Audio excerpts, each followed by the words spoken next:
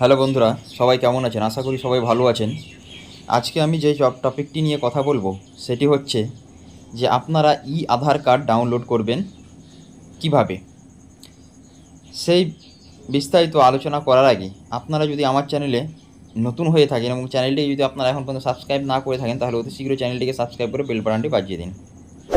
আমরা সর্বপ্রথম যাব গুগল ক্রোমে, তারপরে আমরা আধারের যে ড্যাশবোর্ডটি আছে, মাই আধার অপশানটি খুলব। মাই আধারে গিয়ে আপনাকে যে কাজটি করতে হবে, এখানে যে লগ ইন আধার ওটিপি, এখানে আপনার আধার নাম্বারটি ক্যাপচা ফিল করে তারপরে আপনাকে রিসেন্ট ওটিপিতে ক্লিক করতে হবে। তারপরে আপনার যে ওটিপিটি আসলে এখানে লগ ইন করার সময় এখানে বসিয়ে দিতে হবে।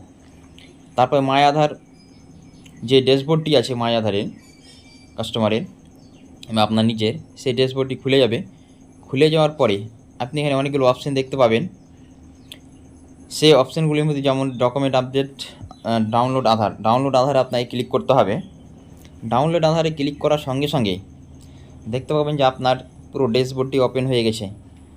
নাম, date of birth, gender, address, এসবগুলো ঠিকঠাক আছে কিনা আপনাকে দেখে নিতে হবে। দেখে নেওয়ার পরে তারপরে আপনাকে ডাউনলোড বাটনে ক্লিক করতে হবে। ডাউনলোড বাটনে ক্লিক করার সঙ্গে সঙ্গে আপনার আধার কার্ডটি ডাউনলোড হয়ে যাবে।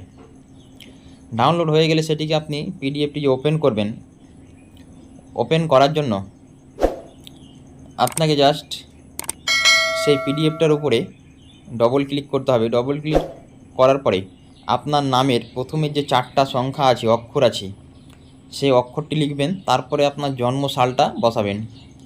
জন্ম সালটা বসানো হয়ে গেলে তারপরে আপনাকে ওকে বাটনে ক্লিক করতে হবে। তারপরে আপনার সঙ্গে সঙ্গে আপনার ড্যাশবোর্ডে ওপেন হয়ে যাবে আপনার আধার কার্ডটি। আধার কার্ডটি ওপেন হয়ে গেলে তারপরে আপনাকে আধার কার্ডটি প্রিন্ট করতে হবে। প্রিন্ট করার জন্য আপনার যেই প্রিন্টার আছে কিংবা দোকানে গিয়ে আপনি সেটি প্রিন্ট করাতে পারেন। প্রিন্ট করে নিলেন। প্রিন্ট করার জন্য আপনাকে পেপার সাইজ সিলেক্ট করতে হবে।